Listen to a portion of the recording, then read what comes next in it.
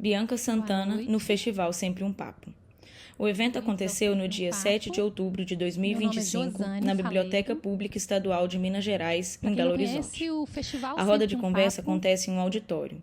No palco foram dispostas 2 poltronas, intercaladas por uma mesinha que carrega copos de água e de frente a outra mesinha que carrega livros. Ao fundo estão os banners em tons de vermelho, roxo, laranja, rosa e branco. Centralizado, lê-se Festival Sempre um Papo 2025. Ano 39. Ao lado esquerdo, lê-se literatura em todos os sentidos.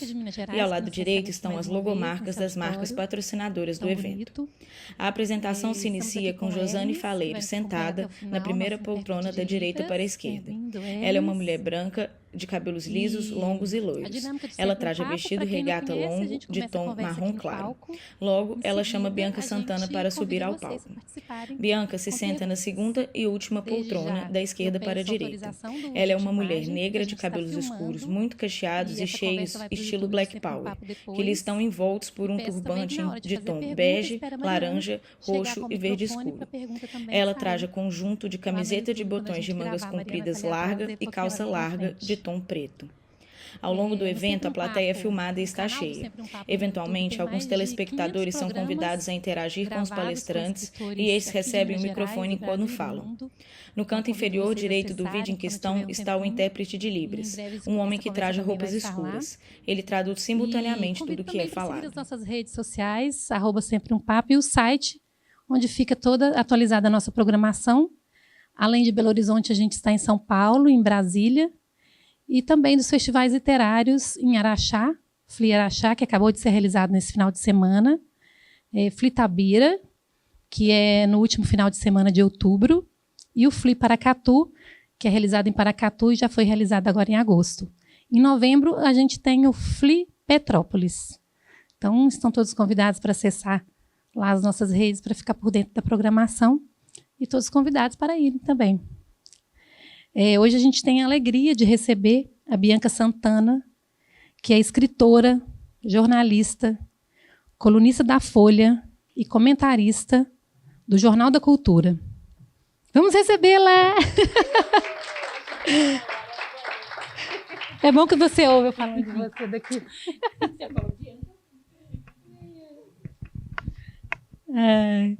Vou terminar de ler a biografia da Bianca aqui. Bem-vinda! A Bianca é doutora em Ciência da Informação e mestra em Educação pela Universidade de São Paulo, a USP. É autora de Continuo Preta, A Vida de Sueli Carneiro, da Companhia das Letras, lançada em 2021. Arruda e Guiné, Resistência Negra no Brasil Contemporâneo, publicado pela editora Fósforo em 2022.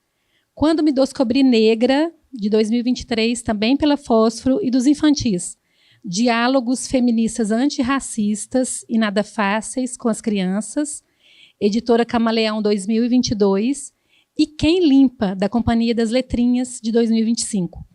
Atualmente, a Bianca compõe o grupo de curadoria do FLI Paracatu, FLI Araxá e FLI Tabira, e hoje ela lança com a gente o livro Apolinária, que é da editora Fósforo 2025, que é o tempo principal da nossa conversa. Bem-vinda! Muito obrigada. Obrigada, Josane. Obrigada a quem veio aqui. Boa noite. Uma alegria enorme estar aqui em BH e num Sempre um Papo na Biblioteca Pública. Muito bom estar aqui. Cumprimentar vocês presentes. Amigas que eu não vejo há tanto tempo. Flávia Tambor, boa noite. Muito bom estar aqui com vocês. Agradeço demais. Muito bom estar no Sempre um Papo. Obrigada, Bianca. A Bianca, a gente está brincando aqui atrás que a gente estava no FLI Araxá agora, né? Do qual ela é uma das curadoras e a equipe aqui toda também. Então, também íntimos para falar de literatura e você mais ainda, né? Antes de iniciar com a Apolinária, eu queria que a gente falasse um pouquinho de cada livro. Eu até trouxe eles aqui. A gente pode começar com Continuo Preta, né, que é a biografia que você escreveu, da Sueli Carneiro. Sueli, que foi eleita agora, né, que vai ganhar o prêmio Intelectual do Ano. Intelectual do Ano. Troféu Juca Pato. Pelo Troféu Juca Pato. E vai ser entregue lá no Felipe Petrópolis, né? Então, vamos falar um pouquinho da Sueli Carneiro. E eu acho que também um pouco do que ela representa na sua escrita, né? E para tantas mulheres negras escritoras também. Esse caminho aí, que a Sueli, junto com a Conceição, junto com a editora Maleza, abriu para todo mundo, né? Obrigada. Falar sobre autoria negra, né, escritoras negras em BH é especialmente emocionante, porque aqui foi fundada a MASA, pela Maria Mazzarello, primeira editora negra do Brasil, em 1978, não é, Madu? Que tem livro publicado pela MASA. Tenho a honra também de ter organizado uma coletânea publicada pela MASA. E Sueli Carneiro é dessa geração de mulheres negras que participou de um movimento que construiu esse sujeito político coletivo chamado Mulher Negra. Porque se o sujeito político mulher já existia, se o movimento negro já tinha alguma força no Brasil, a Frente Negra Brasileira estava muito articulada, mas as mulheres negras elas tinham pouca condição de participar politicamente, seja dos partidos políticos, do movimento feminista e até do movimento negro. E ali nos anos 70, 80, Sueli Carneiro, Lélia Gonzalez, Beatriz Nascimento, tantas outras mulheres foram muito importantes para vocalizar que existia um sujeito político que precisava enfrentar as desigualdades de classe, o racismo, o machismo ao mesmo tempo, né? E aí começaram esse movimento de mulheres negras. Muito da história desse movimento a gente aprende oralmente quando a gente participa do próprio movimento. A gente tem pouco registro ainda, né? Tem alguns trabalhos, mestrado, doutorado, mas pouca coisa. A gente entende pouco dessa articulação, dessa construção, tanto no Brasil quanto na América Latina. E Sueli Carneiro é uma dessas protagonistas. Sueli não gosta muito de dar entrevista, e teve um período em que eu trabalhava para a revista Cult, uma revista de cultura, em que eu entrevistava mulheres. E aí, conversando com a Deise Brigantini, ela falou, você podia entrevistar a Sueli Carneiro, a gente ia dar uma capa. Eu falei, putz, a Sueli a entrevista não vai querer, né? E aí eu procurei a Sueli, pedi a entrevista, isso foi em 2017. Ela falou que não, ainda mais depois de 2016, que a geração dela não tinha mais nada para falar, que não tinha mais o que dizer para a gente. E aí, a negativa dela da entrevista já tinha tanta coisa, tanto argumento, que eu falei, Sueli, então me deixa publicar isso? E ela, não, eu não quero falar. Eu falei, bom, eu aprendi com você a importância de mulheres negras falarem e a gente ter a possibilidade de ter uma mulher negra numa capa de revista que tem distribuição nacional, falando dos temas que nos interessam. Eu aprendi a importância com você. Então, eu não vou poder argumentar para você, né, porque é importante. Ela, tá bom, tal dia, tal hora. E a gente fez essa entrevista, que foi capa da revista Cult em maio de 2017. Sueli reclamando, falando que jornalista só faz porcaria, que eu ia fazer tudo errado, que a revista ia dar errada. Mas depois ela olhou e falou, nossa, não é que você, de fato, fez ali uma entrevista que não ficou tão ruim, né? E aí, com essa entrevista que não ficou tão ruim, a gente passou a se reconhecer. E aí, muita gente me encontrava e falava, por que você não faz uma biografia da Sueli? Eu falava, por que não? A Sueli escreve. Se um dia ela quiser escrever a história dela, ela vai escrever. E para ela também começaram a perguntar. E a gente começou a se encontrar cada vez com mais frequência. Eu já tinha publicado Quando Me Descobri Negra, em outra edição, né, meu primeiro livro, e eu tinha um contrato com a Companhia das Letras para escrever uma coletânea de contos. Eu estava trabalhando nessa coletânea quando, em março de 2018, naquele 14 de março, chuvoso, né, uma quarta-feira, quando Marielle Franco foi assassinada.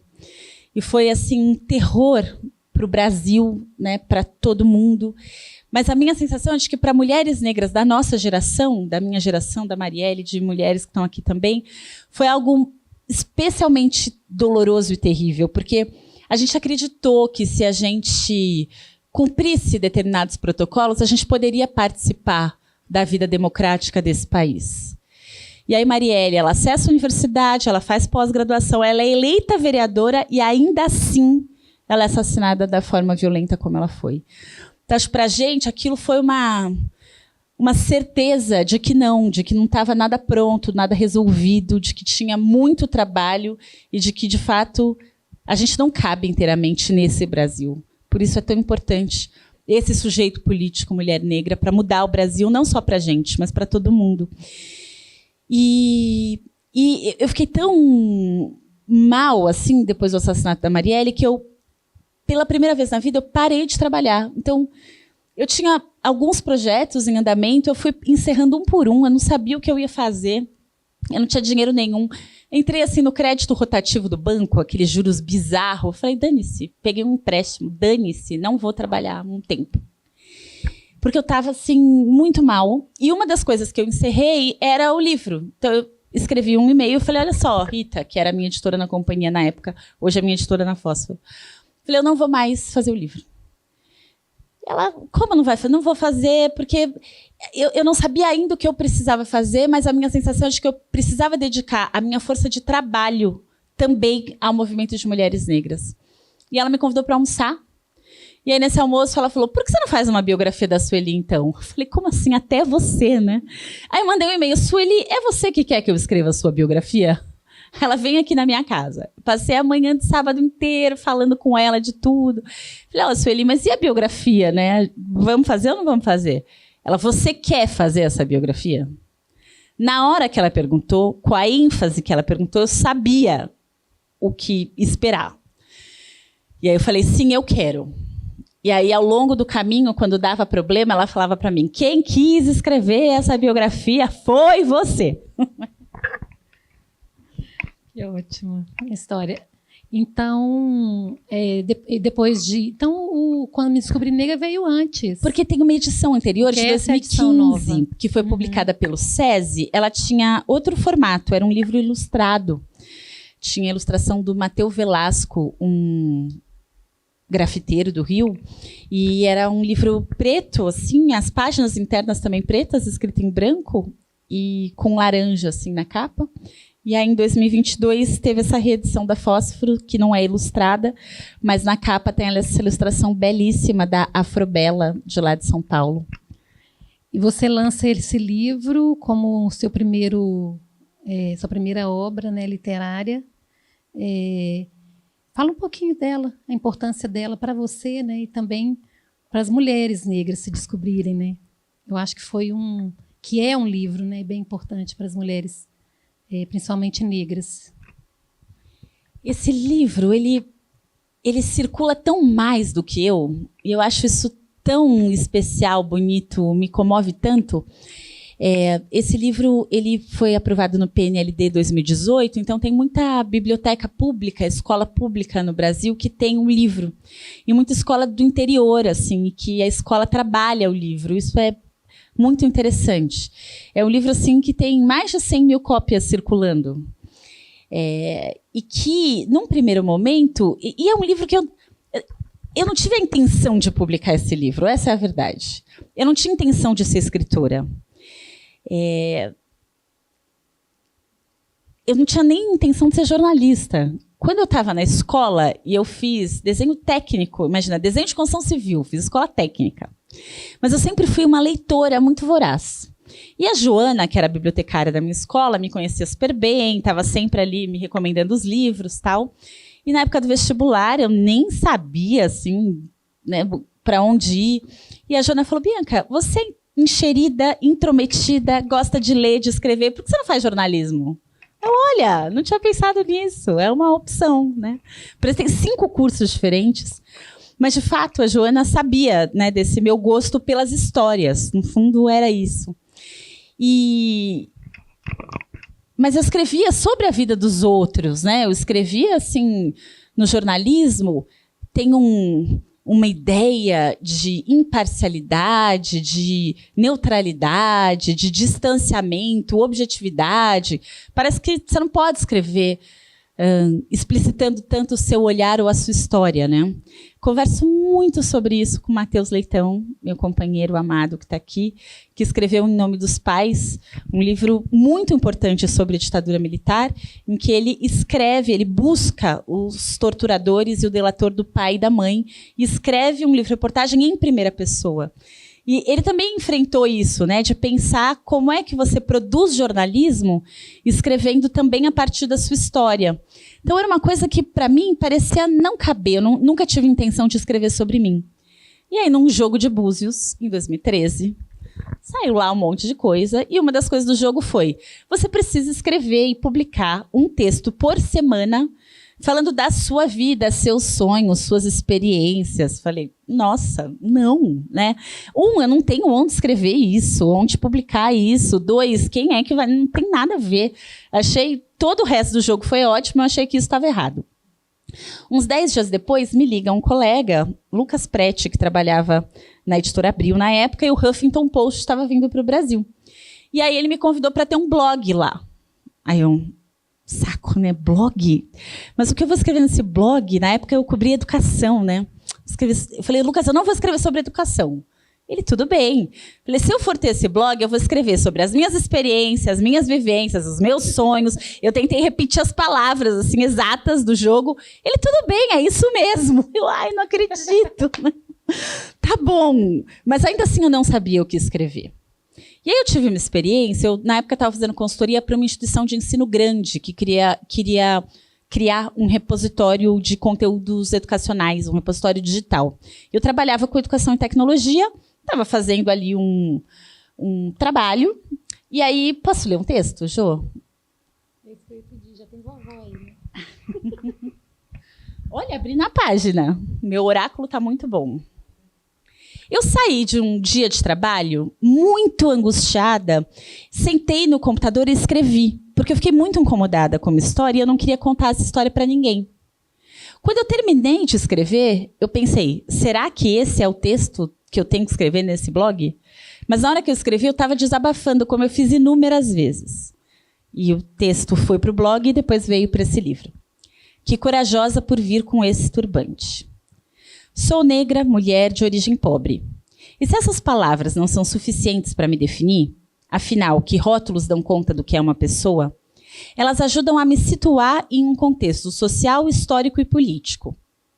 Confesso que nunca tive conflitos com relação à minha origem, que sempre mencionei com orgulho, mas levei muitos anos para me reconhecer como negra e como mulher. Descobrir-me negra foi um processo. Descobrir-me mulher é uma jornada que se iniciou com a maternidade e tem sido foco da minha atenção.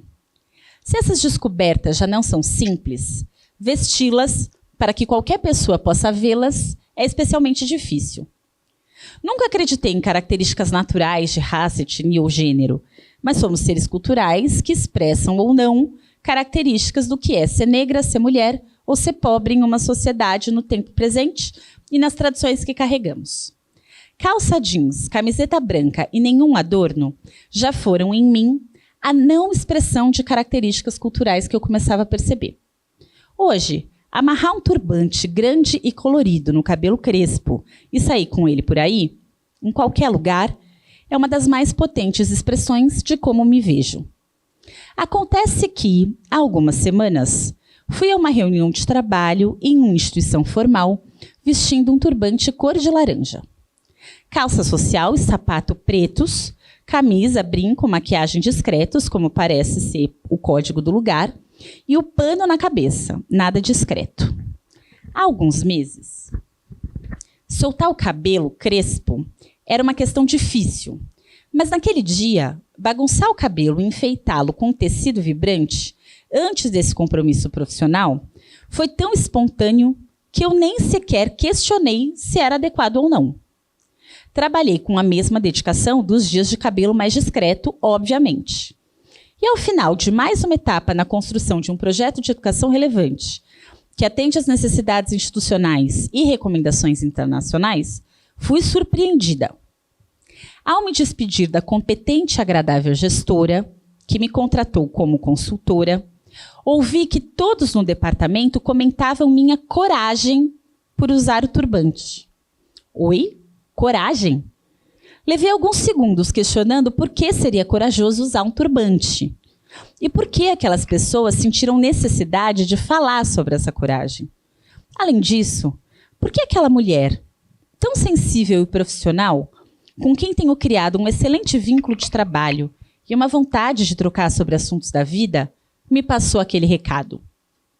Passei dias refletindo sobre o peso daquela coragem. Trabalhar em uma grande instituição de turbante laranja é expressar de forma contundente não só a minha identidade como mulher, mas como negra. E essa autoafirmação não é o que se espera de uma mulher que busca sucesso profissional, ainda mais quando ela é negra. E o texto segue. Obrigada. E aí, quando eu escrevi esse texto, e eu pensei, será que é isso? Mas eu tinha esse trabalho, e ele era importante para mim. E aí eu mandei um e-mail para ela. Falei, oi, fulana, tudo bem? Tenho certeza de que você não teve nenhuma intenção de me ofender, mas aconteceu uma coisa que me machucou, e eu queria compartilhar com você. Mandei o texto para ela. Aí levou um tempo, ela me respondeu, falou, nossa, Bianca, realmente não foi minha intenção, não pensei sobre isso, me desculpa, sinto muito, obrigada por ter compartilhado o texto comigo. Falei, mas olha, eu vou publicar esse texto. Não vai ter o seu nome, não vai ter o nome da instituição, mas eu vou publicar o texto. E ela falou, é muito doloroso, obviamente, mas o texto é seu, né? E entendo você publicar. Mas aí eu comecei a publicar um texto por semana depois desse, eu entrei assim numa catarse de coisas que eu nunca tinha contado para ninguém, que eu nunca tinha elaborado. E aí, no meio do caminho, me escreve a Renata Nakano, editora, e falou, Bianca, vamos publicar um livro a partir desses textos? Você escreve alguns inéditos e a gente põe alguns do blog? Falei, não, lógico que não. Eu já não queria escrever no blog. Eu não quero escrever livro nenhum. E a Renata, maravilhosa, na maior paciência do mundo, trabalhou comigo para publicar o livro. Quando estava pronto, ela saiu da editora em que ela estava. A gente ficou um tempão sem editora. Foi uma novela. Mas aí, desde que o livro foi publicado, ele me surpreende imensamente. Porque, num primeiro momento, eu pensava, quem é que vai querer ler esse livro ou se identificar com ele? Depois eu fui entendendo que esse Brasil negro, de maioria parda, muitas vezes tem os mesmos questionamentos que eu tive sobre identidade racial. E aí foi mais surpreendente ainda perceber com o tempo de que pessoas com a pele muito escura, retintas, também se identificavam no livro, e que muita gente branca falava, olha, tinha coisa que eu não entendia bem, mas ao ler o livro me ajudou. Então foi uma descoberta assim, no caminho de que o livro fazia sentido não só para mim. Já vem sendo um clássico, né, assim, da literatura. Ele que me fez escritora, então eu tenho muita gratidão. É esse livro, né, aquela chamada lá dos Búzios, né, que te fez escritora. E depois desse livro, você veio com o Arruda e Guiné? Foi o Arruda e Guiné. Depois, entre um e outro, eu organizei 2 coletâneas. Uma delas, que a gente até lançou no Brejo das Sapas, aqui em BH, Flavinha, que está aqui, querida, organizou junto com a Cris Gomes, de lá de São Paulo. Foi muito lindo aquele lançamento, no finzinho da pandemia. Porque a gente estava começando a falar mais sobre feminismo negro no Brasil, sobre o movimento de mulheres negras, mas a gente ainda não estava com os textos publicados de muitas mulheres. Então, Lélia Gonzalez, a gente tem agora a coletânea de artigos da Lélia muito recentemente. O livro dela com Carlos Rasenbalg foi reeditado agora, mas estava esgotado desde os anos 70. Então, a gente passou muito tempo compartilhando PDF de texto, sabe? Sem conseguir cópias, xerox, a gente não tinha os textos publicados. E aí eu organizei, junto com a Cris, lá de São Paulo, Cris Gomes, da Fundação Rosa Luxemburgo, um livro que a gente chamou de Vozes Insurgentes de Mulheres Negras. Então, ali tinha a Carta da Esperança Garcia, escrita em 1770, no Piauí. Tinha um trecho do romance Úrsula, da Maria Firmina dos Reis, publicado em 1859. Tinha depois Eunice Cunha, uma mulher que escreveu muito na década de 20. Imagina, assim, uma mulher negra falando sobre os direitos de mulheres negras na década de 20. Foi uma sina conseguir esses textos dela, difícil encontrar. Um pesquisador do Rio de Janeiro tinha os textos, o próprio filho dela não tinha. Então, assim, eu fui reunindo textos dessas mulheres e a editora Masa publicou essa coletânea. Fora isso, eu organizo, né, faço oficinas de escrita há bastante tempo, e teve um período que eu fiz oficinas de escrita para a Marcha das Mulheres Negras em São Paulo. E alguns dos textos das oficinas da marcha, depois eu também publiquei num livro chamado Inovação Ancestral de Mulheres Negras, Práticas e Políticas, eu não vou lembrar, mas é Inovação Ancestral de Mulheres Negras. Esses dá para achar o PDF. E aí, depois desses que eu organizei, e eu analisei esses textos também na tese, veio o Arruda e Guiné, que é uma coletânea de artigos, ensaios, coluna de jornal e revista. Publicado, são textos escritos entre 2017 e 2021, um livro publicado em 2022. E, para mim, assim, o que eu acho que aconteceu no Brasil entre o golpe de 2016 e a eleição de 22, pensando o movimento negro, principalmente. Em seguida, você vem para a literatura infanto-juvenil. Esse aqui, Diálogos Feministas Antirracistas e Nada Fáceis com as Crianças, foi o primeiro. A Daisy, de novo, da revista Cult, que tinha me provocado a entrevistar a Sueli Carneiro, eu escrevia nas redes sociais, às vezes, umas historinhas que eu vivia com os meus filhos. E a Daisy falou, por que você não faz um livro infantil? Eu, não, um livro infantil, não sei escrever para criança. E ela me provocou muito, me chamou para uma reunião um dia, e aí eu sentei para escrever, eu falei, então deixa eu escrever os nossos diálogos, e depois eu desenvolvo histórias a partir dos diálogos. Aí foi tão divertido colocar os diálogos no papel, que eu achei que eu devia publicar só os diálogos mesmo, sem história contornando. E tem sido divertido também. Eu queria assinar com a Cecília, o Pedro e o Lucas, meus 3 filhos, mas eles não toparam pôr o nome deles. Mas esses diálogos são em coautoria. Posso ler eles são bem curtinhos. E o Tainan Rocha ilustrou, e são muito boas também as ilustrações, depois se vocês quiserem ver. Homem não lava roupa? Lava, lógico. Então por que toda propaganda de sabão só tem mulher? Porque a publicidade é machista. O papai lava roupa enquanto eu estou dormindo? Eu acho que um dos motivos do meu divórcio foi esse diálogo. Não, quando eu comprei esse livro, eu falei que eu ia deixar ele assim na casa, para todo mundo ler, né? Lá em casa tem 4 Eu homens. adoro esse tema. Tem até outro livro depois. Esse também. Quem limpa tem que ficar aberto ao público, assim. E quando eu estava conhecendo o Matheus, ele me ligou um dia e falou, desculpa, eu posso te retornar daqui a pouco? Porque eu preciso tirar a roupa da máquina, porque as crianças não sei o quê, não sei o quê, não sei o que lá, e desligou o telefone. Eu, como assim tirar a roupa da máquina? Ele lava a roupa. Primeiro homem que eu conheço na vida que lava roupa. Vou ler só mais um. Hoje, na escola, a professora levou um texto e perguntou o que tinha de errado nele. Só eu e a Raquel percebemos que era um texto racista. Por que racista? A personagem era negra e se achava feia, queria ser branca para ser bonita. E quando vocês apontaram isso, o que a professora disse? Ela gostou, mas um amigo ficou bravo. Perguntou por que a gente tinha que falar de racismo se a aula era de língua portuguesa.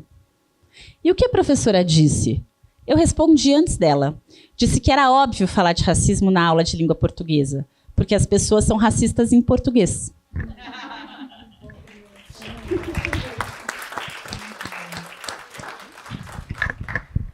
E aí veio Quem Limpa. Veio Quem Limpa, porque é um tema na minha vida, é um tema no Brasil, não é mesmo? Assim, a gente não fala sobre trabalho doméstico, sobre trabalho de reprodução da vida, né? E quando a gente pensa nas nossas desigualdades, isso no mundo todo, né? Que trabalhos são valorizados e que trabalhos não são, que trabalhos geram dinheiro, que trabalhos não geram dinheiro. E no norte do mundo é uma discussão importante no feminismo, porque tem ali uma luta por dividir o trabalho entre homens e mulheres. No Brasil, nas sociedades que foram sociedades escravocratas, de forma geral, a gente não precisou aprofundar tanto esse debate, porque o trabalho doméstico pode ser muito barato. Se você contratar uma mulher negra, com uma formação, com pouca formação, que vai topar um trabalho mal remunerado, ela faz esse trabalho doméstico de cuidados. E aí não precisa ter essa divisão, né, na classe média, nas elites. E, imagina, a minha avó foi empregada doméstica a vida toda, essa minha avó que inspirou a Apolinária, já falaremos sobre ela. A minha mãe foi empregada doméstica no começo da vida. A minha mãe começou a trabalhar aos 5 anos de idade como babá e foi doméstica por muitos anos. E eu não fui empregada doméstica porque a minha mãe fez ali uma transição familiar muito importante. Então, eu pude estudar, comecei a trabalhar só aos 16 anos, o que na minha família era uma idade assim, né, muito alta. E eu, imagina, fui trabalhar, primeiro eu calculava laje, porque, né, eu trabalhei no escritório de engenharia, fiz desenho de construção civil, e depois eu fui dar aula de inglês. Mas pensar em remunerar alguém mal para fazer o trabalho doméstico, que eu detesto fazer, não me parecia uma possibilidade de vida, sabe? E isso foi um embate para mim por muitos anos.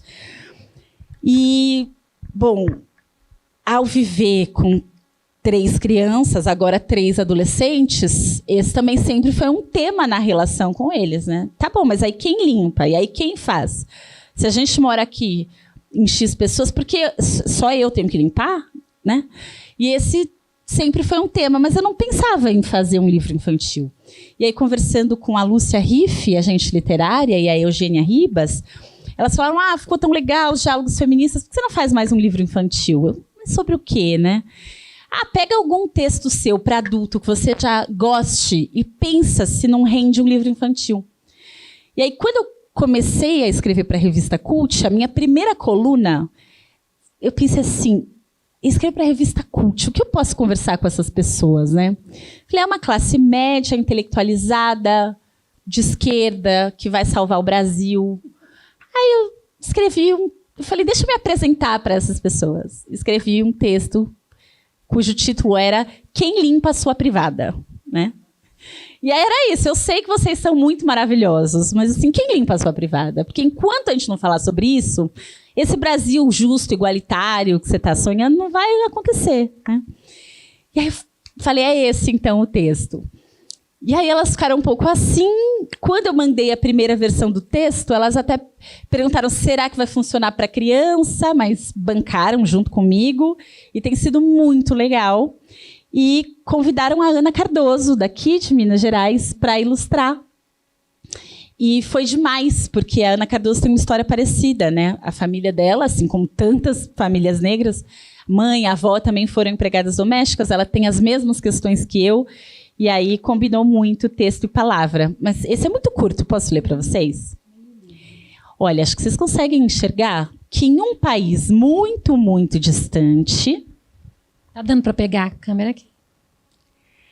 As crianças jogavam lixo embaixo da cama. E agora em Araxá, eu contei essa história junto com a Madu Costa, incrível, que está aqui. E aí tinha assim, uma plateia com centenas de crianças. E eu falava para elas, vocês não fazem isso, né? Elas, não, lógico que não. Só num país muito distante. Largavam a louça suja em qualquer canto. Elas, nossa, não, ninguém faz isso. Respingavam xixi na privada e nem sequer davam descarga. Imagina, ainda bem que é muito longe daqui, né?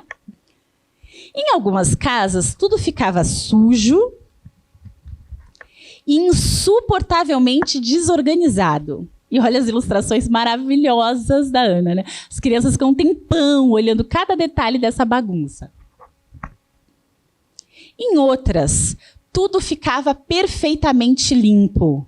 E aí dá para enxergar que tem aqui essas crianças na frente e uma mulher negra atrás com avental limpando. E arrumado. E aí o menino jogando videogame e uma menina ao lado servindo um lanchinho. Em um passe de mágica. E é mágica, né? Qual é o passe de mágica para alguém estar ali assistindo televisão lá no fundo e uma mulher lavando louça, né? Não era como aqui. Um homem lavando louça, a mulher lavando a privada, a criança aguando as plantas. Onde o cuidado faz parte da vida. E mesmo com alguma baguncinha e sem perfeição, a casa fica gostosa e todo mundo fica bem. E aí meus filhos, mãe, ninguém vai gostar desse livro, ninguém vai querer ler esse livro, né? Quem se importa? Mas tem sido muito divertido com as crianças. Obrigada. Agora sim a gente entra na Apolinária, esse livro lindo e importante também. Eu já li que foi há 10 anos, né, que você está maturando esse livro aí, esperando para trazer ele para a gente. Aqui foi 2015, então ele também surgiu naquele momento dos Búzios, né? Por que só agora? Porque a coragem já chegou nesse, né, de se mostrar, de trazer um pouco da sua família. Eu acho que demorei 10 anos nessa elaboração da linguagem e para criar condições melhores de escrita. Vou tentar explicar isso. Quando eu terminei, o Jogo de Búzios foi em 2013. O Quando Eu Me Descobri Negra estava pronto em 2014, mas ele só foi publicado em 2015. Então, quando Eu Me Descobri Negra já estava pronto, entre o Natal e Ano Novo, naqueles dias mais calmos, eu abri um arquivo para começar a escrever a história da minha avó. Dia 28 de dezembro de 2014, eu fui atrás do primeiro arquivo, né? E aí, quando eu comecei a escrever, ali nesse final de 2014, começo de 2015, eu escrevi bastante. Ao longo dos anos, eu fui e voltei nesse texto muitas vezes. Depois da morte da Marielle, eu pensei em voltar a esse texto. Enquanto eu escrevi a biografia da Sueli, eu escrevi muita coisa de Apolinária. Aí eu decidi fazer, porque eu fiz 2 viagens para o Rio São Francisco quando eu era jovem. E eu falo dessas viagens no livro. Mas eu decidi que eu precisava voltar e buscar documentos da minha avó. Porque eu tinha feito isso com a família Carneiro, a família da Sueli Carneiro, mineira. Eu fui para a região de Ubá, onde o pai dela nasceu, e encontrei muitos documentos da família dela. E com a ajuda da professora Ivana Parrella, da UFMG, que tem orientandos que trabalham na região de Grão-Mogol, norte de Minas, ela encontrou o registro de batismo da bisavó da Sueli, uma mulher que nasceu em 1852. Uma mulher escravizada, Maria Gaivota, filha de Manuel Gaivota, um homem que eu não sei se nasceu no Brasil ou no continente africano, mas também um homem escravizado. E eles foram vendidos da região diamantina de Grão-Mogol para a região cafeeira de Ubá, depois da proibição do tráfico transatlântico.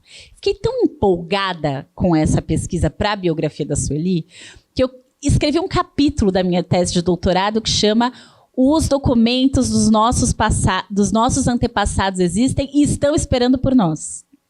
Isso é verdade, mas não é tão simples assim conseguir acesso a eles. Principalmente agora, com a forma como estão interpretando a lei de acesso, a lei de proteção de dados, né?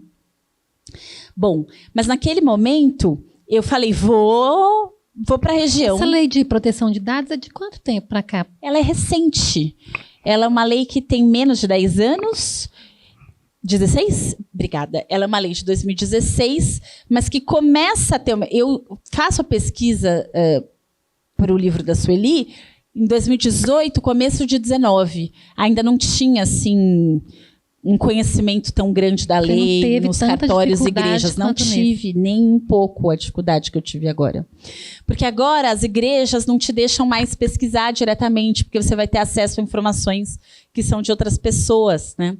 Imagina, gente que nasceu no comecinho do século XX, mas eu acho uma interpretação equivocada da lei. Mas é a interpretação que tem sido feita, né?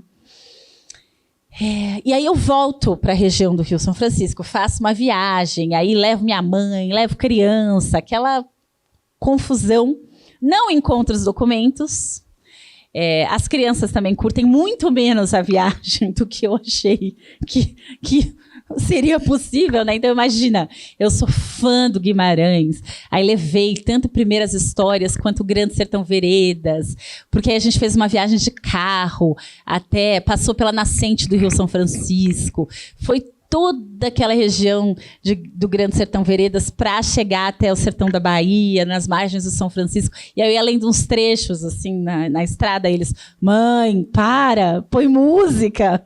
Né? Mãe, por que a gente não pegou um avião direto? Exato. Por que a gente não foi direto de avião? Né? Então, ninguém entendeu muito. E eu fiquei... E aí, tudo que eu já tinha escrito, eu escrevi em primeira pessoa, eu escrevi em terceira pessoa. Eu tinha muitas páginas, muitas versões, mas eu ainda não sabia o que era esse livro.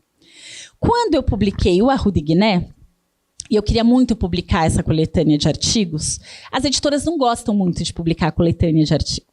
E aí a Fósforo me falou, legal, a gente publica desde que você faça o contrato de um livro novo.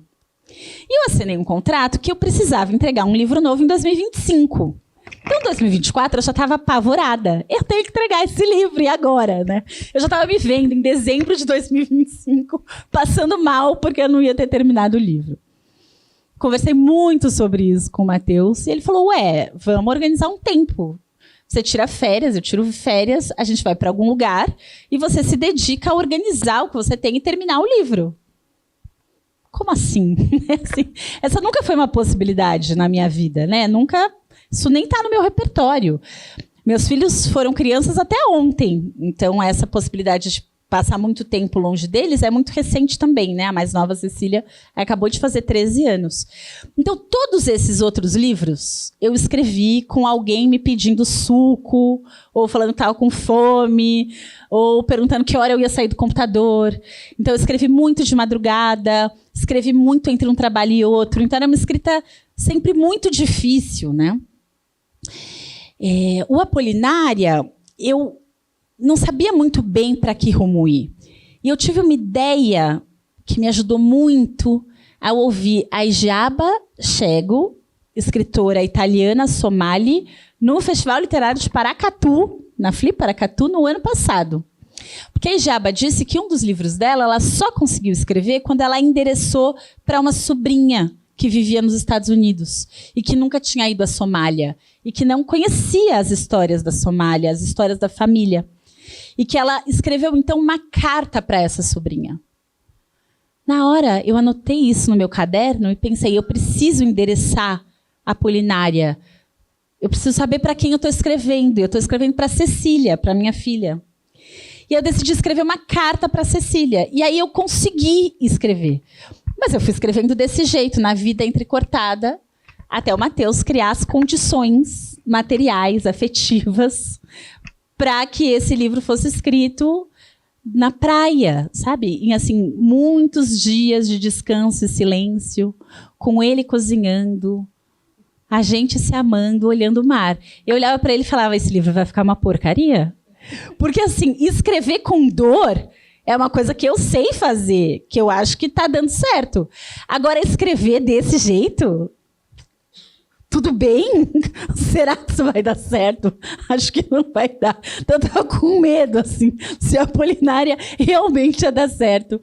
Então, por isso levou tantos anos, Jo. Assim, foram 10 anos de escrita, reescrita, e nesse quase um mês que eu fiquei em Ubatuba com o Matheus, em praias diferentes, para terminar, eu escrevi. Mas mais do que escrever, eu cortei e organizei. Então, eu fui fazendo escolhas. E aí é o sonho, né? Porque eu passava o dia nessa, de recorta, cola, reorganiza, manda embora, isso aqui não, isso aqui não. E aí, no fim do dia, eu lia para o Matheus o que eu tinha produzido naquele dia, e ele me ajudava, dava dicas, sugestão. Era assim, o que eu faço para essa ser a minha vida? Será que dá para ser assim sempre agora? É um livro, mais que um livro afetivo, né? Que é a história da sua avó, da sua família. É um livro que conta um pouco da história do Brasil também, das mulheres negras do Brasil, e eu acho que até do homem também, né? Que eu quero entrar nesses personagens homens que estão aqui no livro. Eu quero te pedir para falar a respeito disso, dessa mulher, a avó, né? Que amarrava seu cabelo e te deixava com o cabelo bem preso para não chamar atenção, né? E também da avó carinhosa, mas da avó mulher exemplo, né? E que mais que isso, né? Outras escritoras também já trouxeram as avós, né? Jamila Ribeiro trouxe cartas para minha avó, que é lindo. A Teresa Cárdenas, cartas para minha mãe, né? Eu quero te pedir falar da força da mulher, dessa presença dela nesse livro. A minha mãe trabalhava 8, 9 horas por dia, mas passava 4 horas por dia no transporte público. em São Paulo. Cresci na Zona Norte, na periferia norte de São Paulo. Então, minha mãe nunca estava. Não é que ela não estava porque ela não queria, ela não estava porque ela estava trabalhando ou estava no transporte público. Então, eu cresci com a minha avó, que já não trabalhava mais, e que tinha tempo para dedicar a mim, para conversar, para me contar histórias. E com meu tio Haroldo, que certamente é um personagem masculino sobre o qual falaremos, que foi alcoólatra e que, pelo alcoolismo, passou muitos anos também sem trabalhar. E nos períodos em que ele trabalhou, depois do meu nascimento, ele trabalhou como mecânico de automóveis numa oficina muito perto de casa. Então, ele também era uma pessoa muito disponível. Então, é uma sorte imensa ter sido uma criança que cresceu com adultos tão disponíveis e amorosos, apesar da minha avó ser muito, muito, muito dura. Então, eu cresci com a minha avó contando as histórias do Rio São Francisco, contando histórias da infância, da juventude dela, de quando ela chegou a São Paulo. Às vezes ela me colocava no ônibus, a gente ia até o centro da cidade, ela apontava o edifício Martinelli, que por anos foi o edifício mais alto de São Paulo, e falava com muito orgulho: quando eu cheguei aqui, nos anos 50, eu limpava as janelas do Martinelli. Ela falava isso com orgulho imenso. E eu, criança, achava muito importante o trabalho da minha avó de limpar as janelas do Martinelli. Foi lá de cima também que ela viu que lá embaixo todo mundo é igual. Não é? E nessa vizinhança eu cresci numa Coab na Zona Norte de São Paulo, em que todo mundo tinha uma história de vida um pouco parecida, pensando na migração, né? Muita gente que tinha chegado do Nordeste, também em condições de trabalho precarizado ou subalterno. E eu amava ouvir as histórias das pessoas, principalmente das pessoas mais velhas. Então, esse desejo, essa fome por história e essa curiosidade, ela pulsa em mim desde que eu sou muito pequena. E a minha avó me alimentava muito com as histórias que eu queria ouvir. Quando eu li Carolina Maria de Jesus pela primeira vez, eu tinha 17 anos de idade, eu odiei. Porque eu adorava ler, mas os livros não contavam aquelas histórias. As histórias que a Carolina escrevia no quarto de despejo era aquilo que eu ouvia da minha avó, que eu ouvia das minhas vizinhas, não era história de livro. Então, aquilo que ela estava falando, para mim, era uma intimidade, era uma conversa de quem está muito perto da gente. Não é coisa para escrever em livro. É como se ela estivesse profanando alguma coisa. Eu fiquei elaborando essa raiva para entender que, calma, né, o que estava errado era eu não ter tido acesso a mais livros que contassem histórias parecidas com a minha ou da minha família. Que bom que eu pude ler Carolina. E muito mais gente precisa ler Carolina, e a gente precisa ter muito mais Carolinas escritoras. Mas eu fui elaborando isso nos anos, né? Porque quando eu li Carolina, foi indicação de uma professora de língua portuguesa, mas ela não estava no programa, ela não estava no currículo escolar. Então, a professora sabia que eu gostava de ler, a professora me lia como uma menina negra, como uma menina pobre, e recomendou a leitura de Quarto de Despejo para mim, não para a turma. E isso tudo eu fui entendendo com o tempo.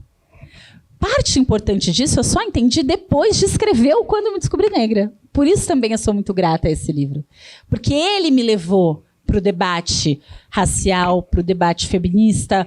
Ele me levou para ler Sueli Carneiro, Lélia Gonzalez, Beatriz Nascimento e todas as outras. E aí, nessa elaboração, eu fui confrontando também as coisas que eu ouvia da minha avó. A minha avó era uma mulher pragmática e estrategista. Então, assim, o Brasil, eu nunca ouvi da boca da minha avó a palavra racismo ou racista. Mas ela lia o Brasil como uma sociedade racista e interpretou o que ela tinha que fazer para sobreviver aqui. Então, assim, é prender o cabelo? A gente prende o cabelo. É alisar o cabelo? A gente alisa o cabelo. É se vestir de um jeito? A gente se veste como tem que vestir. É clareando a família? Se vira, vai fazer filho com homem branco para clarear a família. Então, minha avó era uma estrategista naquilo que ela lia do Brasil. Eu tinha mais tempo que a minha mãe, tempo até de ouvir mais histórias da minha avó do que a minha mãe, porque quando a minha mãe era criança e adolescente, quem estava trabalhando tantas horas por dia era a minha avó. Então, minha mãe não teve o convívio que eu tive com ela. E ao ouvir a minha avó, aquilo me incomodava, eu não sabia direito por quê. Tem um trecho do Quando Eu Me Descobri Negra que eu falo, mas vó, eu não posso soltar o cabelo? Não, senão vai ficar parecendo aquelas neguinhas. E eu pensava, mas eu não sou aquelas neguinhas? Mas eu era muito obediente, então eu não respondia para minha avó, eu não contestava, eu ficava quieta, mas ficava pensando. E aí, no Apolinária, eu tento trazer a voz da minha avó, contando histórias vividas por ela, mas é um livro de ficção. Então, tem muita coisa que eu invento nessa voz literária da Apolinária, nessa narradora Apolinária. Mas, no meio do caminho, eu fiquei com vontade de ter uma outra narradora que contasse de uma perspectiva mais próxima da minha. Por um tempo, essa personagem se chamava Jaqueline. Aí, lá em Ubatuba, eu falei, Bianca, deixa de ser ridícula, não é Jaqueline, não é Bianca mesmo, para com isso.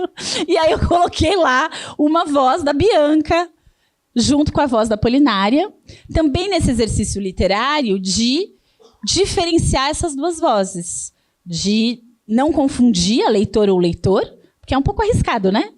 Não tem assim, agora quem fala é fulana, agora quem fala é beltrana. Essas duas vozes estão misturadas.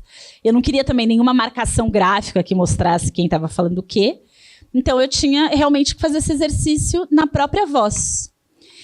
Um artifício que eu não queria usar, e eu não usei, é um que alguns autores e autoras utilizam, que é quando você vai registrar a fala de alguém menos escolarizado, você registra o plural faltante ou uma palavra dita de determinado jeito.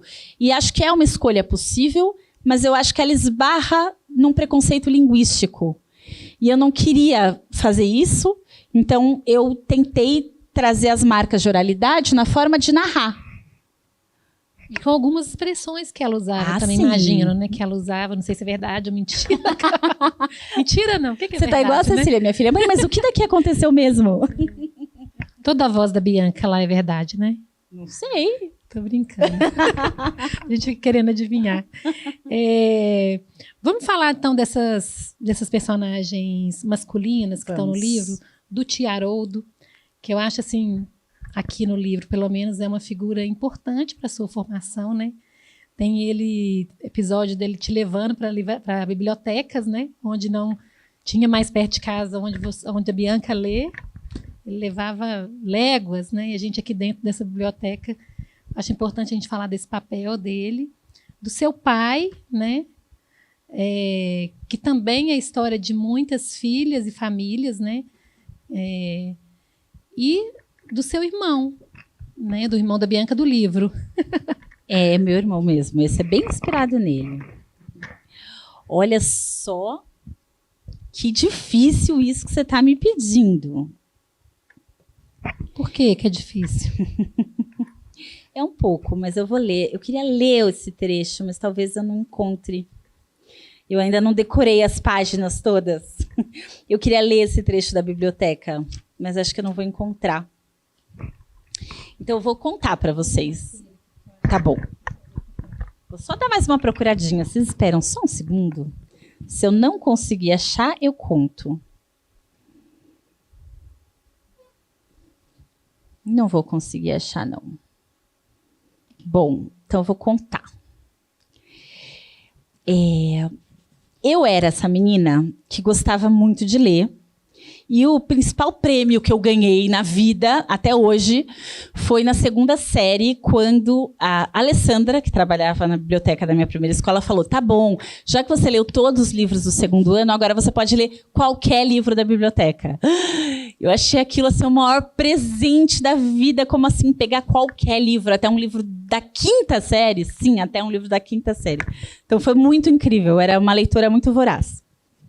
E a minha família, a única pessoa que trabalhava na minha casa era a minha mãe. Meu pai morreu quando eu tinha de 11 para 12 anos, a gente já vai falar sobre ele. O tio Haroldo, como eu disse, tinha muitas questões com alcoolismo, então ele também era sustentado materialmente pela minha mãe e a minha avó também. Ela tinha uma pensão, mas era muito pequena. Então era uma casa com dinheiro contado. Não faltava nada do que a gente precisava, mas o precisar ele era restrito. Mas qualquer coisa que eu precisasse para a escola, cabia. E aí eu amava quando os livros didáticos traziam aquelas recomendações assim de leitura num box lateral, porque aquilo era uma justificativa ótima para eu pedir livros para minha família. Porque estava escrito no livro da escola que eu precisava ler aquele livro. E se não tinha na biblioteca da escola, meu tio me levava na biblioteca pública.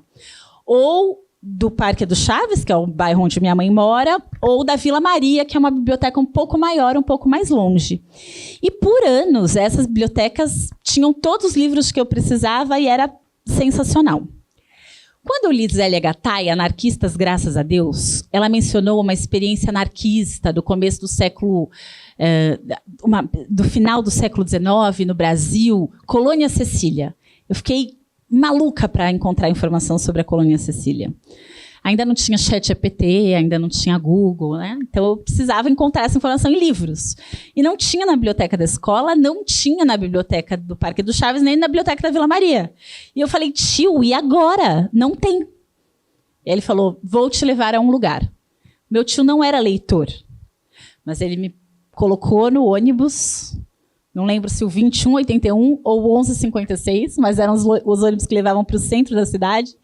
A gente desceu na Praça do Correio e eu lembro de a gente parar na porta da Mário de Andrade e ele me mostrar, aqui é uma biblioteca. E eu olhar aquele prédio enorme, imaginar quantos livros tinha lá dentro.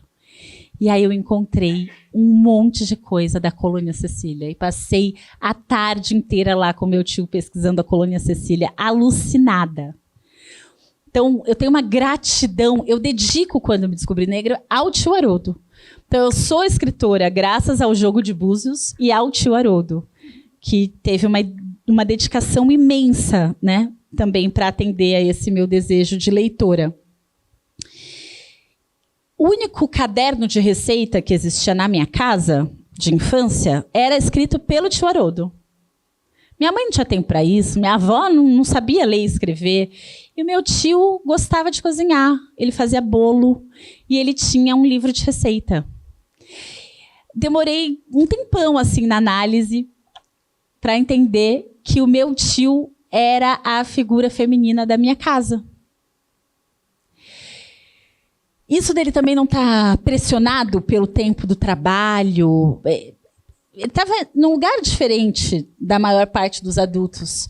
E ele tinha uma disponibilidade afetiva e emocional que a maior parte dos adultos não tinha.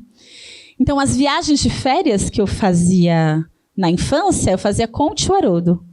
Ele tinha uma amiga que tinha uma casa na Praia Grande, que é uma praia, um litoral sul de São Paulo, uma praia popular. E assim, eram muitos quarteirões da praia, tinha que atravessar a estrada, a gente andava 8 quadras para chegar até a praia, mas todas as férias de julho, que é quando a família dona da casa não ocupava a casa o tempo todo, ele passava uma semana lá comigo, íamos só nós dois, a gente pegava metrô, ônibus, a gente passava uma semana na praia, ele fazia arroz, abria uma lata de sardinha e fazia um suco de pozinho de guaraná.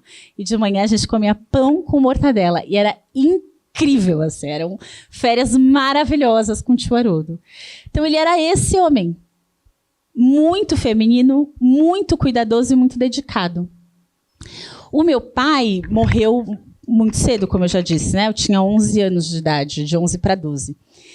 E o meu pai foi bicheiro. O que significa que, por um período, meu pai teve muito dinheiro, então era uma casa assim, oposta à casa da minha mãe. Se a minha mãe contava moeda para tudo, tinha uma época que meu pai tinha um monte de dinheiro, tinha um carrão, tinha cavalo e aras, uma coisa assim completamente deslocada, mas que durou muito pouco tempo. E eu sabia que o jeito como ele ganhava dinheiro era ilegal, então eu tinha muito medo. Ao mesmo tempo que era muito bom e muito festivo, eu tinha medo da polícia chegar, eu tinha medo do meu pai ser preso. Então era conflituoso. E o meu pai, ele era esse homem da festa. Meu pai, ele me levou em escola de samba, em terreiro de candomblé, em jogo de futebol de várzea. Meu pai fazia aniversário e tinha 3 dias de churrasco e samba e festa. Era uma delícia. Mas meu pai nunca foi numa reunião de escola. Era outra coisa. Quem fazia isso era o tio Haroldo. E eu fui muito cruel com o tio Haroldo muitas vezes, porque eu queria que o meu pai fizesse aquilo, e não ele. E aí eu cheguei a dizer para ele, você não é o meu pai. Já me perdoei por isso, mas que coisa, né? A gente é capaz de dizer. Talvez ele, né, que também não teve o pai presente, né? Nenhum deles episódio, teve. Né, de se contando, quando o pai chega, ele fala: quem é meu pai é minha mãe, né? Que ele fala para o pai. Que essa é uma realidade de muitas famílias negras no Brasil, né? Quando eu entendi que eu era negra, eu também entendi muito da minha família. O IPEA lançou um estudo em 2013, se eu não me engano, é um estudo sobre as mulheres negras no Brasil. E aí, quando você olha os indicadores sociais, raciais, né, era uma coisa assim, a maior parte das mulheres negras no Brasil, até a década de 1990, quando ela tinha um trabalho, ela era uma trabalhadora doméstica, ponto final. Então, eu fui entendendo que essa não era a minha história, que essa não era a história da minha mãe e da minha avó, que essa é a história das famílias negras brasileiras. Todas as pessoas negras dessa sala têm uma mulher, uma parente, que foi ou é empregada doméstica, ponto final. Todas as pessoas negras nesse país têm um parente que já foi preso ou que está preso, ponto final. Então, essas certezas eu fui tendo no caminho. As famílias negras brasileiras são cuidadas por mulheres. As mulheres negras são arrimos de família, não são os homens. Então, tinha algo que na minha infância, adolescência, parecia que tinha algo muito errado comigo ou com a minha família, que depois eu fui entender que não, tem algo muito errado com o Brasil. E esse algo muito errado chama racismo. E tem um movimento social organizado há muito tempo que enfrenta o racismo coletivamente. Então, é como se muitas fichas minhas fossem caindo ao longo do tempo. Você pergunta do meu irmão também, né? Então, eu cresço com esse medo do meu pai ser preso em algum momento. Um pouquinho antes do meu pai morrer, ele se separou da mãe do meu irmão. Meu irmão é fruto do segundo casamento do meu pai. E a gente conviveu muito quando meu irmão era pequenininho, mas depois o meu irmão voltou para o interior com a mãe, de onde a mãe dele era. Eu visitei meu irmão algumas vezes com meu pai, mas quando meu pai morreu, a família materna dele pediu para eu não entrar mais em contato com ele. Então, eu tinha 12 anos de idade, eu perdi o meu pai, a minha madrasta, porque eu também a amava, e o meu irmão. E aquilo, assim, foi muito doloroso. Eu encontrei o meu irmão pontualmente 2 vezes, mas eu decidi que eu só iria procurá-lo quando ele fizesse 18 anos. Eu sou 8 anos mais velha que ele. Quando ele fez 18 anos, eu não tive coragem de procurá-lo imediatamente. Então, eu esperei um pouco, eu esperei uns meses. E eu escrevi para uma prima que mora em Marília. Meu pai também tinha nascido naquela região. Falei, Cleide, eu queria entrar em contato com o Vinícius. E ela me respondeu, Bi, ele está preso. Então, aquele temor que eu tinha do que podia acontecer com o meu pai na minha infância e na adolescência, na hora que eu vou procurar o meu irmão estava naquela situação. Até hoje eu falo isso e me dói a barriga, assim, é uma dor muito grande. E aí eu retomei o contato com o meu irmão quando ele ainda estava preso. Meu irmão ficou preso dos 18 aos 30 anos, em mais de uma situação. Hoje ele está bem, está tocando a vida dele, está na casa dele, está em liberdade. Mas é muito doloroso e aí, pensa, esses 3 homens negros que são personagens do meu livro, infelizmente, eles são também arquétipos do que o Brasil oferece como possibilidade para muitos homens negros. Então, o meu tio, um homem extremamente sensível, foi alcoólatra e nunca conseguiu realizar um projeto, nem individual, nem coletivo, ali por conta do alcoolismo. O meu pai encontrou, num caminho ilegal, uma possibilidade de atender aquilo que ele desejava, né? Então, ele não via muitos caminhos para a ambição que ele tinha, e aí no Jogo do Bicho ele encontra esse caminho, mas é também de onde vem a morte prematura do meu pai. Ele morreu com um pouco mais de 40 anos de idade. E o meu irmão, muito cedo também, na mesma situação. E imagina todo mundo aqui, tudo que aconteceu nas nossas vidas entre 18 e 30 anos.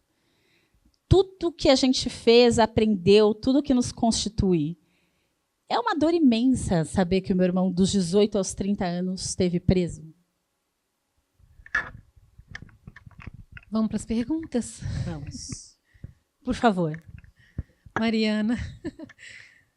Eu acho que eu estou até ultrapassando já o tempo, mas a gente faz umas 3 perguntas. Falo demais também, né? Não, porque tá muito boa a conversa, né, gente? Quem quer fazer pergunta?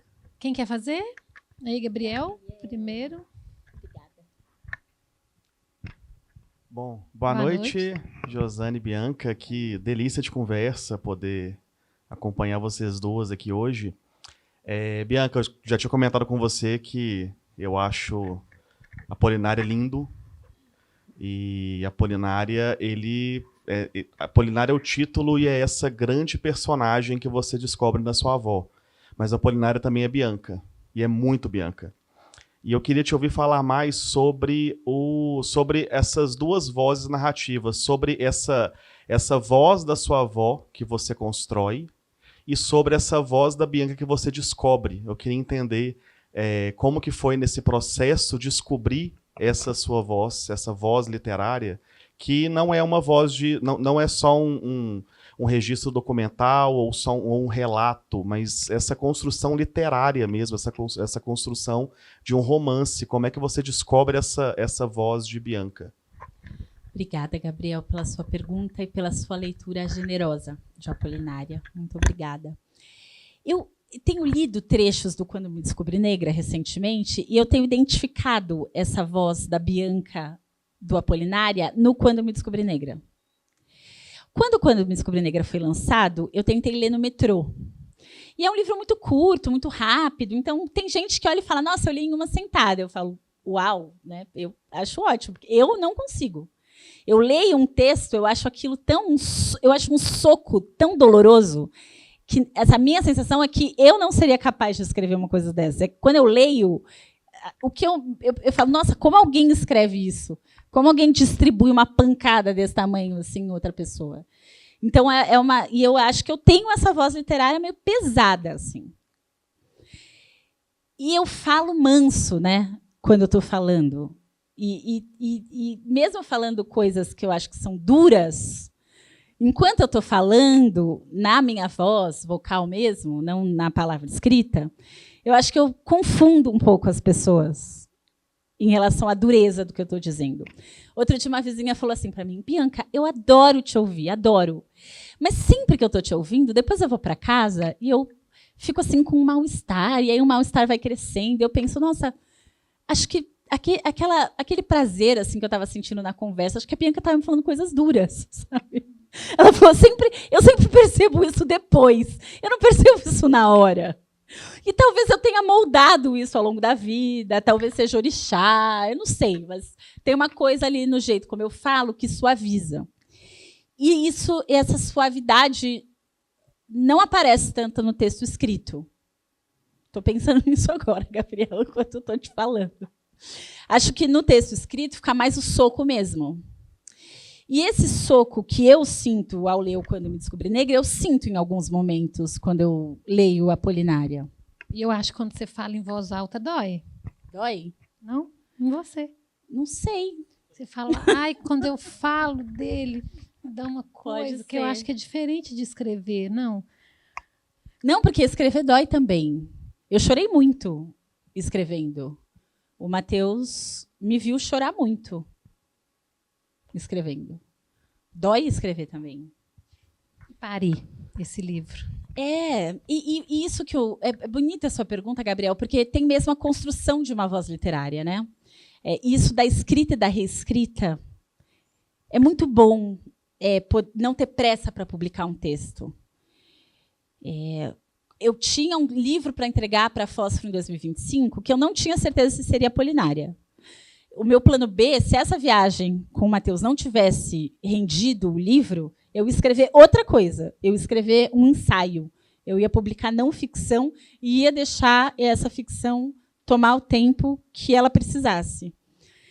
E aí, ali nos últimos dias da viagem, eu senti que estava pronto e que era isso. E que não tinha mais o que fazer. Eu não tinha mais o que reescrever. Depois que o livro já estava com a editora, eu quis cortar mais um pedaço. E a Juliana falou, não vai cortar mais nada. Você já cortou coisa demais. Acabou, não vai cortar nada. Chega. Mas eu acho que essa voz literária da Bianca eu tenho construído desde 2013, desde o começo do Quando Eu Me Descobri Negra, e talvez eu siga o resto da minha vida na tentativa de construir essa voz. Alguém mais quer fazer pergunta? Matheus tem que fazer uma pergunta, Matheus. Jornalista é terrível, o cara pega e vai fazer a pergunta. Antes de você posso falar uma coisa rapidinho? Claro. Eu quase não chego aqui hoje, porque quando eu já estava no avião para vir de São Paulo para cá, teve um problema na aeronave, a gente teve que voltar para o ônibus. Foi assim um horror. Eu cheguei aqui 15 minutos antes de começar. Em algum momento eu pensei, se eu não conseguir chegar, será que o Matheus faz a mesa com a Josane por mim? O livro? Para falar do meu livro. E o Afonso me falou isso, você sabe? Jura? Na hora que começou a dar o problema, ele falou, bem. olha, talvez... Matheus vai substituir a Bianca, falar do livro dela. Ainda bem que você chegou. Mas eu, até complementando a pergunta do Gabriel, assim, seguindo nessa linha, eu vejo assim, né, esses socos que você dá através da sua literatura, eu lendo todos os seus livros, né? E o Apolinária, você fala de todas as pessoas, né, da sua família, praticamente, ali, ou pelo menos as pessoas do núcleo mais próximo, né? E são todos esses retratos, né, da sociedade brasileira e o que a escravização durante esses 400 anos fez com o Brasil. Né? Então, a sua avó é essa mulher pragmática, sua mãe é essa mulher que está o tempo todo trabalhando, né? O seu tio é alcoólatra, né? O seu pai acaba morrendo muito jovem de uma forma violenta, né? E por aí vai. Né? E tem, né, a história do seu irmão, que você contou aqui hoje, né? Mas você, ao mesmo tempo que você está fazendo essa literatura, você é jornalista, né? Você é colunista da Folha de São Paulo, você é comentarista da TV Cultura, faz todos esses trabalhos, né? Eu queria que você comentasse, assim, de verdade, assim, sobre a importância dessa ferramenta jornalística numa produção literária que é um romance, né? No fundo, mas ele, né, eu acho que eu, pelo menos, percebo o tanto que o jornalismo te ajuda nessas construções, inclusive no Apolinário. Obrigado. Muito obrigada. O livro também tem beleza e alegria, não tem? Porque eu fui te ouvindo assim, falei, nossa, tem tudo isso que você disse, que eu disse também, mas também tem alegria, tem beleza. Né? Mas obrigada pela sua pergunta. Eu sou mais jornalista do que eu gosto de admitir que sou. Acho que o jeito como eu olho para o mundo é um pouco... E tem um olhar de repórter, né? Tem um desejo de saber mais, de investigar, de buscar contexto, e de querer contar também aquilo que eu estou vendo, principalmente quando eu acho que ninguém mais está vendo, ou quando tem algo que as pessoas não estão vendo. Né? Então, acho que isso está mais em mim do que eu gostaria. A própria biografia da Sueli, em algum momento, a gente cogitou que fosse um livro de memórias da Sueli, assinado por ela, comigo. Só que eu não dei conta de só ouvir a Sueli sobre a história dela. Eu queria checar, eu quis pesquisar coisas que ela não sabia, eu quis ouvir mais pessoas. Aí não dava para fazer na voz dela. Tinha que ser uma biografia, porque eu fui entrevistar pessoas. Então, eu não dou conta de não ser jornalista. Acho que é por aí.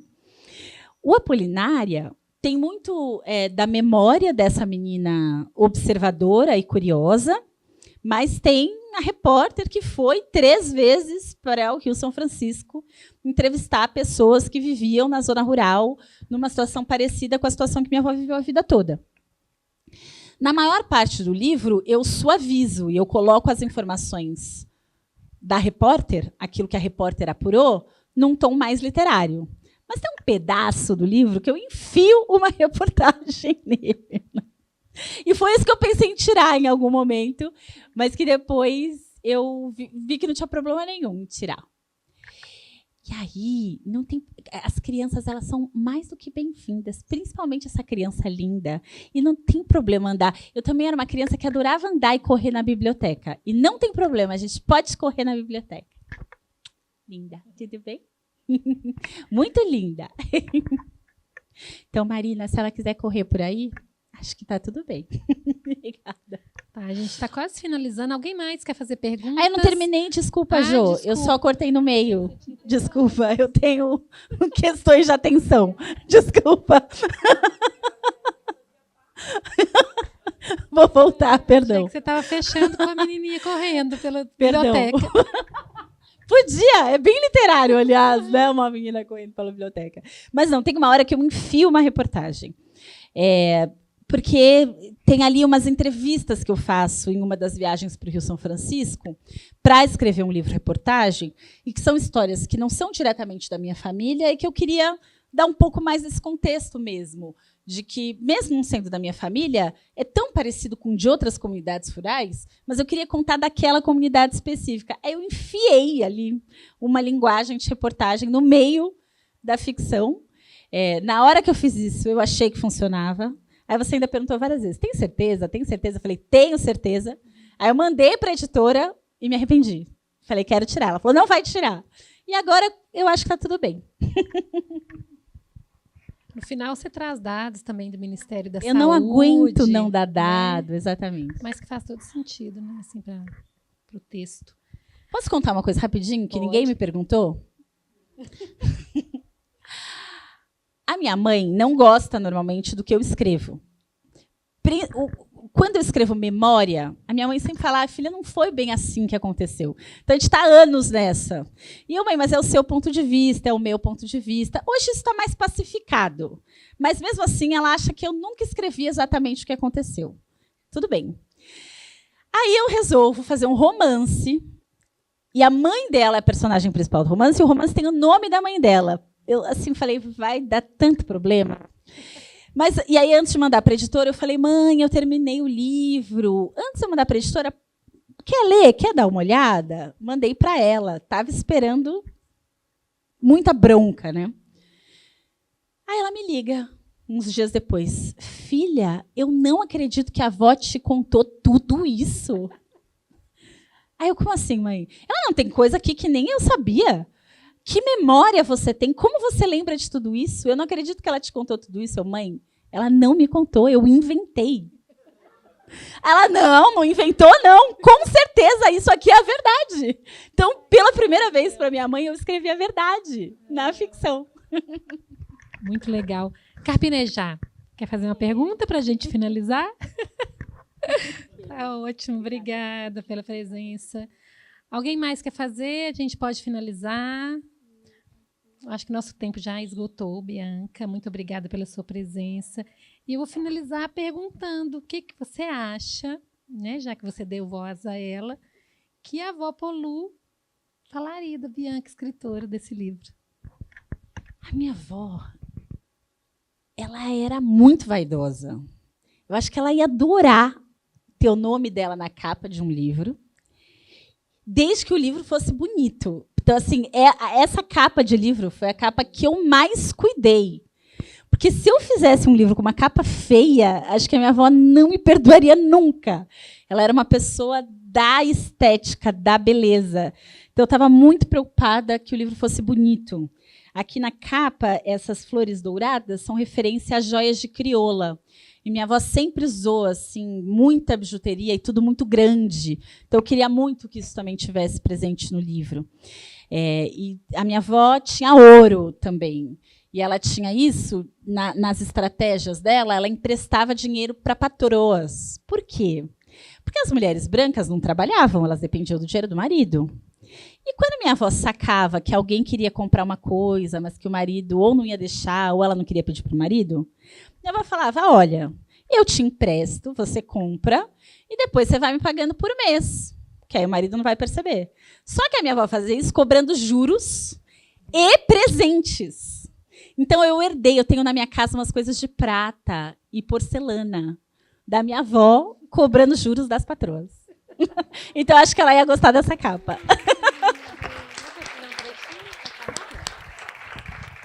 A gente lê um trechinho, então, para finalizar, Bianca. Livro oráculo. Eu abri, hein? É o trecho que veio. Casei com o pai, gostando do filho. Mas minha vida melhorou. Dormia numa cama e era dona da casa que eu limpava e dos panos que eu bordava. Entrei para o apostolado da oração. Era eu que preparava a fita com uma medalha do coração de Jesus para as mulheres usarem em dia de festa. Ia até a Lapa buscar o material e criei confiança com as pessoas da igreja. Uma beata. Visitava os doentes do mato todinho. Cheguei até a dar extrema-unção na falta de padre. Levei a vida desse jeito até o ano de 1942. Me descuidei de tomar as ervas que evitavam barriga. Quando pensei que não, era enjoo, tontura, sono e bico do peito inchado. O velho foi o primeiro a saber. Vou ser pai de novo, e tu ainda me chama de velho, hein, preta? De tanta raiva que senti dele no começo, fui pegando carinho com o tempo. Ainda mais quando ele me procurava menos. Sem me tocar, ele até era um homem bom. Nunca deixava faltar nada, não levantava a voz nem a mão para mim. A barriga crescia e eu fui costurando as roupinhas, preparando a chegada do nenê. Eu sabia que era menino. 10 luas depois, comecei a sentir as dores. Chama a parteira, gritei para o velho. Estava deitada para dormir, quando veio uma dor, depois outra e logo outra.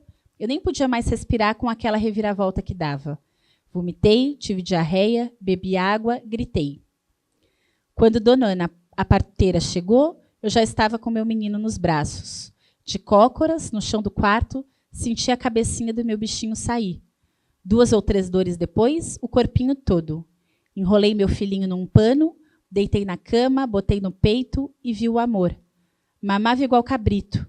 Conheci o que o povo tinha por nome Feliz.